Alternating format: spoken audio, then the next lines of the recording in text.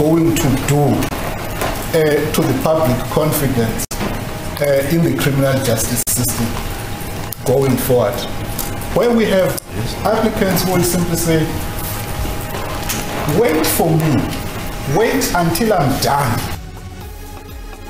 Ijaji lalesiba wesigabileko sokuthi uSpeaker weParliament uNosiviwe Mapisa Nqakula ngakhe angabotshwa libuze ukuthi kufuze angabotshwa ngombana anjani yena. The first one is the lowering of the electricity prices. What do I mean by that? The introduction of competition, the introduction of multiple players. Ungqongqotjhe wegezi uGosiyenso Ramokgopa uthi bafunana namanye amahlelo ngaphandle kweScom bona abantu bazikhethela ukuthi bafuna ukuthenga phi igezi. It will be difficult then, certainly, because we all know that Algeria has a lot of quality. Kwaba kuhle ukuhlanganiswa zindaba kodwa ku SABC 1 zesiNdebele akwande emakhaya. Ijaji lalesiba wesigabileko sokuthi uSpeaker weParliament uNosiviwe Mapisa Nqakula angakhe angabotshwa libuze ukuthi kuba yini yena angabotshwa. Nasiza emoyeni belisaraga icala ekhotho. Ijaji uShulay Potterel ubuze ukuthi ingahani isikhundla sikaMapisa Nqakula sokuba nguSpeaker weParliament ngiso esenze ukuthi kuthiwe angakho angabotshwa na. What bacho? Nayikhibe uMapisa Nqakula ube semuntu othileke emphakathini ongakaphathi isikhundlesi indaba le ibiza kuthathwa njenganyana ithathwa njena. Iveke pheleleko uSpeaker ufake isibawo esirhabekileko sokuthi angakhe angabotshwa. Lokhu kulandela insolo zakhe abekwa zona zobukhwabanisi abenza nakasasebenza eminyangweni wezevikeleko. Abaphenya malungana nendaba le bathome ukukhuluma noMapisa Nqakula mhlamalanga abunane inyanga le. Icwetha lakhe uAdvocate Reginald Willis uthi uMapisa Nqakula unamalungelo afana nanyana ngubani. Even without those facts in the factual matrix, if you strip this thing down to the bare essentials around the NPA creating urgency out of arresting our client in all the circumstances I've described to you, my lady. You don't even have to have regard to all the rest of it. We say that bolsters our case. But, my lady, what we do say is that it is quite apparent that our client has a reasonable apprehension of being arrested in circumstances where she should not be arrested. Gandhi igcwetha lephiko lozokuthuthiswa komphakathi liphikisana nesibawo sikaMapisa Nqakula sokungabotshwa. Litbacho isitjhaba sizoyithatha njani indaba yokungabotshwa kwakaMapisa Nqakula. Lithi ingathana bekagula sesibhedlela indaba yakhe ibiza khe izwakale kodwa njenganje ayizwakali ukuthi yena azibekele imithetho. But I have these questions in my mind. Is it in the interest of justice that the NPA should work on the convenience and timetable that is set by an attorney? In a simple matter where it's not a trial, it's just a question of handing over your client so that he is processed and then is taken to court. Would it be in the interest of justice? And if so, what is that going to do to the public confidence in the criminal justice system going forward? Where we have applicants who will simply say, wait for me, wait until I'm done. Phambilini uMapisa Nqakula uthe batsho yena uzaziphekelele emapholiseni mhlamalanga amathathu ngenyanga ezako.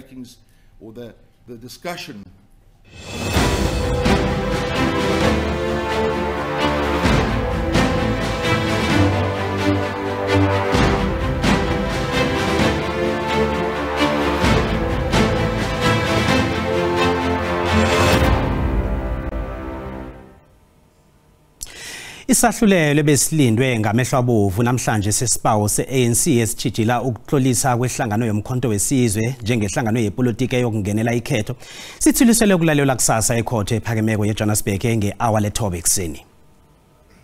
Good morning. Ihlangano busake ANC mhlapha idosele court komtshini ezijameleko yezekhetho ukutshijila isekela lesikhulu sezamakhetho kwa IEC elikhandele umthetho ngesikhathi lifumana isibawo sokuhloliswa kwehlangano yomkhondo wesizwe ngemva ukuthi isibawo sabo sarahwe.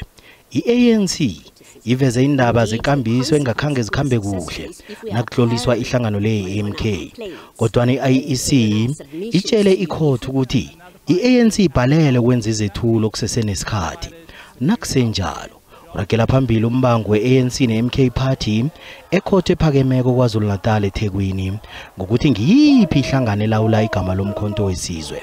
I-ANC nange ingaphumelela ngesibawo sayo lokho kuzokufadalalisa amathemba wehlangano eja umkhonto wesizwe party bona ingenele amakhetho wanonyaka ekusiqundo ihlangano le-ethe angekhe isamukele. Isahlulelo sokuzwakala kusasa eksene ekhotho ephakemeko yeJohannesburg. I-DA ithi aboma abakhe baba sehelweni lehlangano le benze umsebenzi omuhle khulu. Ihlangano le yethule ihelo labo ngikhethani bayo yathembisa ukususa i-ANC esihlalweni sokubusa. Umholi wehlangano le uJohn Steenhuisen uthi ihlangano yakhe yazikhakhazisa ngokuthi bonke labo ekhe baba sehelweni benze umsebenzi omuhle. Kanti iveke le i-IEC izokumemezela ihelo labo ngikhethani abalethwe ezinhlangano zepolitiki ezihlolisiweko. Ihlangano ngekululeko eziphikisako yokwethula lokho etbatsho ngokuphambili keziphambili ukusukela kubosomnotho abodohotere abachochozela abalwisana nobulelesi namakhansela wehlangano. Ihlangano leyithi ikambiswayo yokukhetha ethethe inyanga ezilithoba ngeqinileko neqinisekisiweko. We are convinced that the people we have chosen are the very best South Africa has to offer, who's available to serve the public through representation in Parliament and our legislatures. Umholi wehlangano le uJohn Steenhuisen uthi ihlangano le akhange izithambise ekambisweni nayo yokuqinisekisa lokhana iqinisekisa bona ikhetha abantu abafaneleko kiyo yonke imikhakha.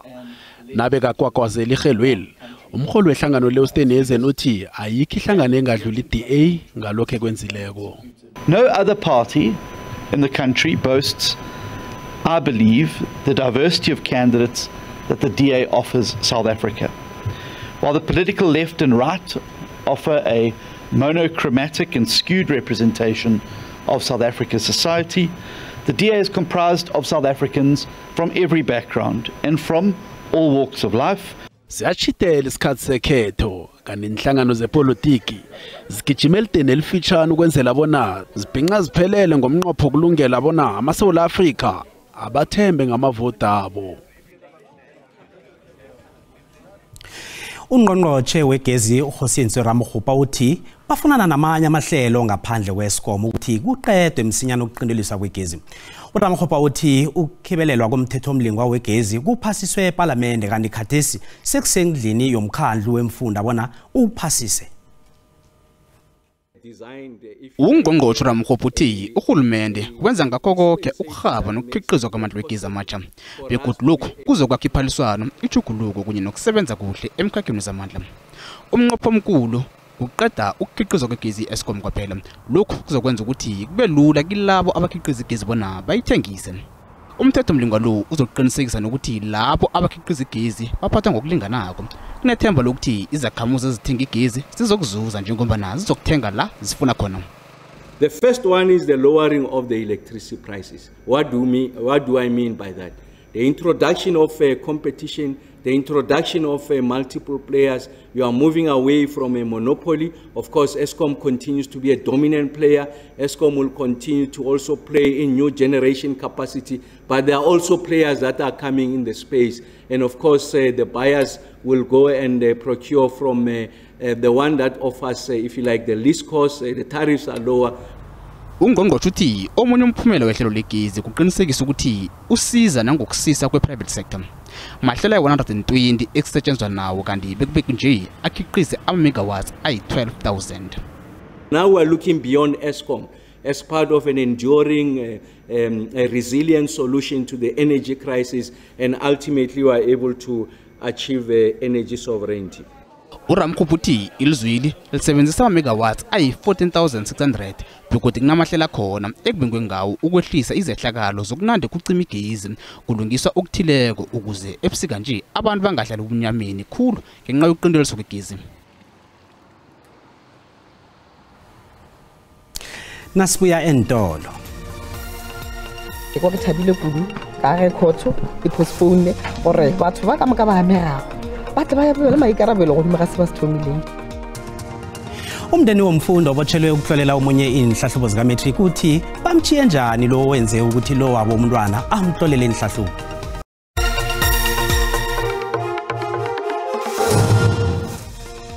Sisaraga nendaba lapha na uqeda ukungena siyakwamukela nawe kazi indaba ezi ziyatholakala ku YouTube SABC Plus na ku Facebook asirage naso.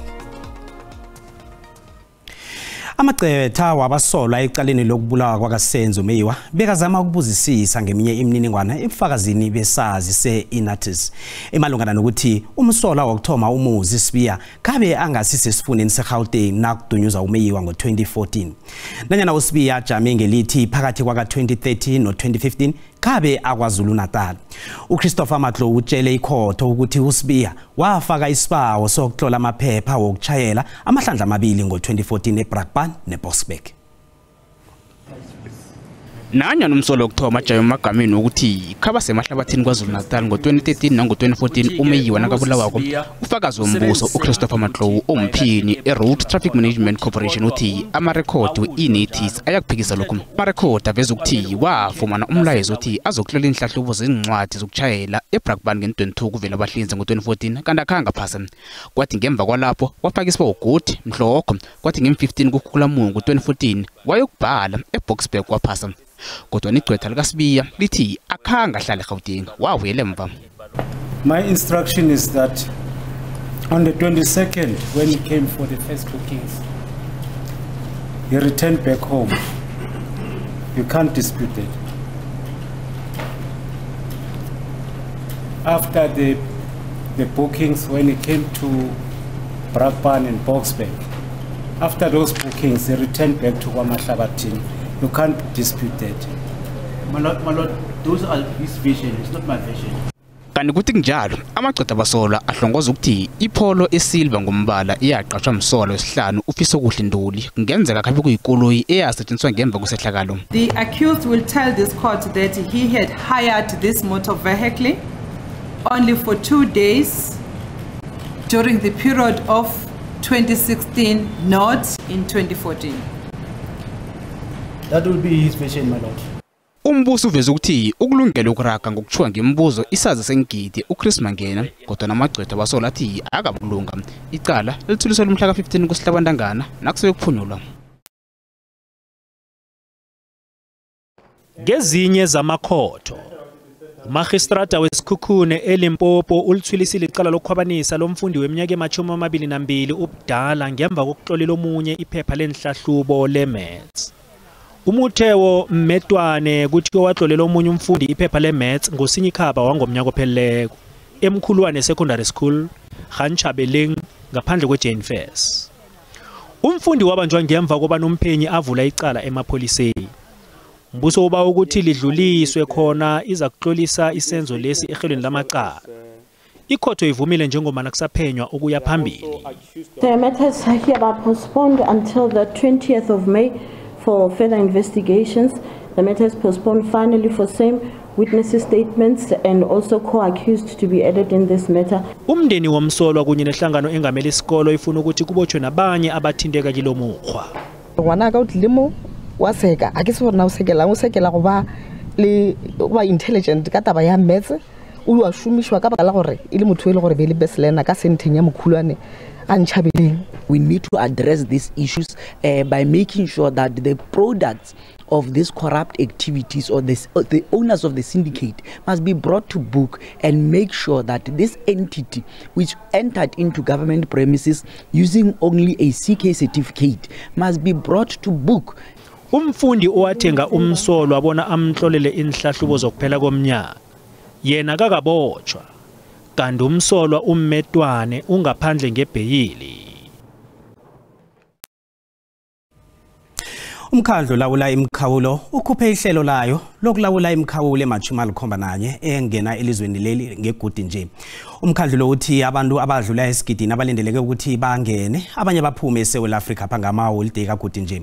Imphathimandla ze-BMA zikhuphe isiyeleliso esiqinileko sokuthi bazowukhomba umuzi onotshwala abangenisa bebakhuphe izinto ezingasemthethweni elizweni eli. Bamakhulu amane abasebenza bayokubekwa emikhawulweni yelizweli ukuqinisekisa ukuthi imithwalo nabantu bakhamba kuhle. Na ukhuluma nembiki indaba namhlanje sePitori, umkhandlu olawula imikhawulo uthe batsho uzokwenza ngakho kokusemandleni ukuvikela ukukhukuthiswa kwabantu kunye nokukhukuthiswa kwempahla ekhethwapha. The numbers of this year's Easter period could escalate further as members of the Zion Christian Church, one of our biggest churches in the region, is opening for annual Easter pilgrimage to Moria in Limpopo for the first time since the COVID-19 period. IBMA ithi yenze isivumelwano sokusebenzisana namanye amazwe ngonobangela wobulelesi obonakala buragela phambili kunye nesibalo samaphandle angena ngokungemthetho eSouth Africa pha. We entered into intensive interjurisdictional agreements with 3 of our neighboring countries. IBMA iragele phambili yathi njenganje isehlelweni lokusiza iZimbabwe ukuthi ingenzani uqinisa zivikeleko phakathi kwemikhawulo yamazwe amabili la. We speak them in terms of our experience in establishing an integrated border management platform. So we do engage with them. Thoma ngengwani zenyanga ezako umkhandlu olawula imikhawulo lo uzabe uhlanganisa umnyaka wasungulwa. Kanti uveze ukuthi ukubamba amaphandla ayi-270,000 angene ngokungemthetho elizweni leli emikhakheni ehlukahlukeneko ngenye yempumelelo yawo. Kanti ekhasini lethu le-Facebook sibuzile ngale ndaba yemikhawulo nakumbono wakho uyalandela mbukeli.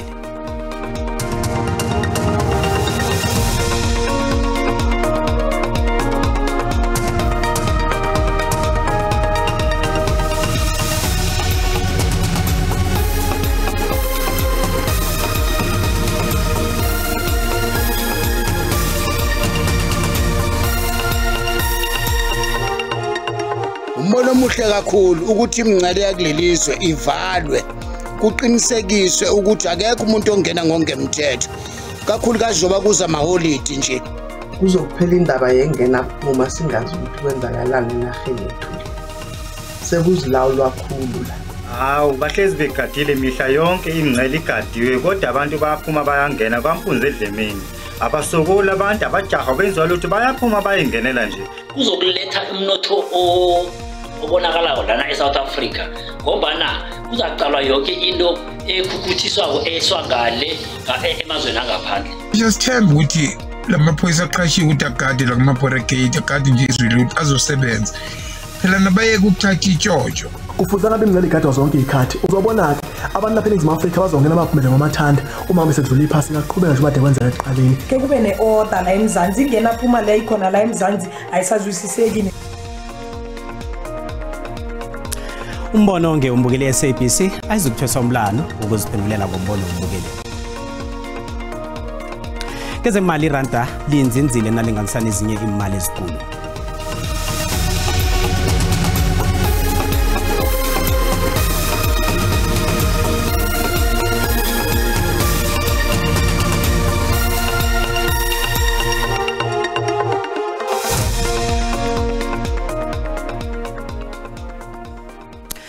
Kezemidlalo umbanduli webafana bafana uHugo Bruce uthi uyokusebenzisa isiqhema esiqinileko nabaqalana neAlgeria emidlalweni wakusasa ntambama. Umdlalo lo mdlalo wenitshabatshaba wabungani weFIFA. Ake sihlole ngekwekwezini bona uSibu nabazumi bazume bafikaphi. Awande Sibu zijame njani namhlanje? Akwande Cedric silotshisa nombukeli okhona usekhaya hlangana nendaba esiziphetheko ngilezi ezithi umkhandlu olawula imikhawulo enaheni yeSouth Africa uthi konke kujame ngomumo uqalana nokungena nokuphuma kwabantu konjalo nepahla ngesikhathi lesi samaholiday wePasika.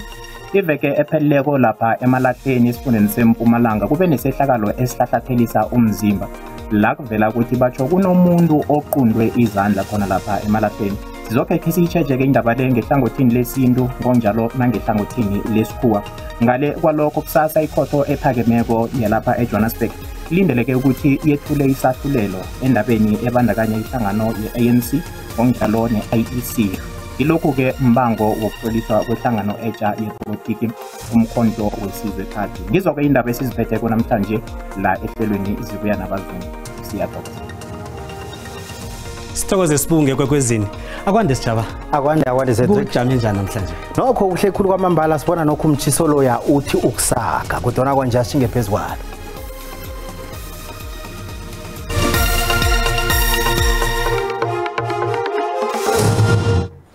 Mvulo muhle sithokozile. Busuku namhlanje siyabona ukuthi nokho ke likhona izulu lapha kumakhelana bethu nakhona ngapha ngeMpumalanga nakezinye ingcenye ezikhona khona ngapha na uthi uyachecka nje khulukhulu na uqala khona ngapha ngeGqeberha ngapho 60% amathuba wezulu ngapho kunemoya nasiya evela ngegwini kusho khona ukuthi imfunda eziningi zizokuthi ukuphola kanti ke kusasa siyabona ukuthi liza kuthoma lenkungu endaweni eziningi kanti ke na ulibonako izulu elinezikhulu ke na ukhona ngapha ngeKapa ngapho sihlokomele khulu mambala nasivakatshela lesifunda nokho ke iseliliso sethu lithuthumba khulu imjijo iduma kumbe khulu mambala begodi ilwandle libukhali ke kunemoya ngapha nakhona ngapha kuGqeberha ngapho nokho ke akhe siqale kusasa ukuthi jama njani siyabona ukuthi imjijo le isesenjalo sathuthumba kangako kusasa na uvakatshela lezi mfunda siqala amazinga okuchisa siyabona ukuthi nokho ke apholile na ngePitori eMarabastata ngapha ngeJohannesburg ngeSprings 22 likhamba lithi parapara ngamafu kusasa livalile njengoba livalile nje elimpopo phezulu lapha ngeMusina liyachisa ethoyana ngapho ngale ngeliphalale ePulukwane ngapha zakujamba ku25 phasi kwadlawulale ngapho nokho lihle khulu kwamambala silicale ngapha ngeMpumalanga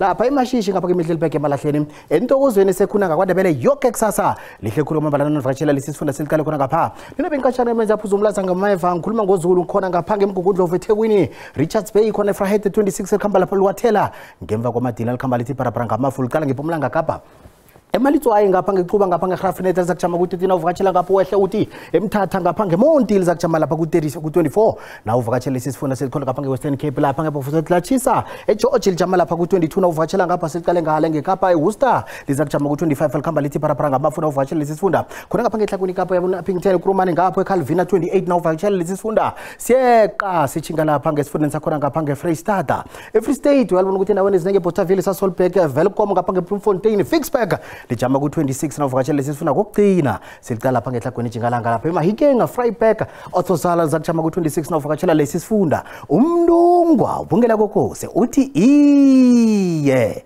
zesiNdebele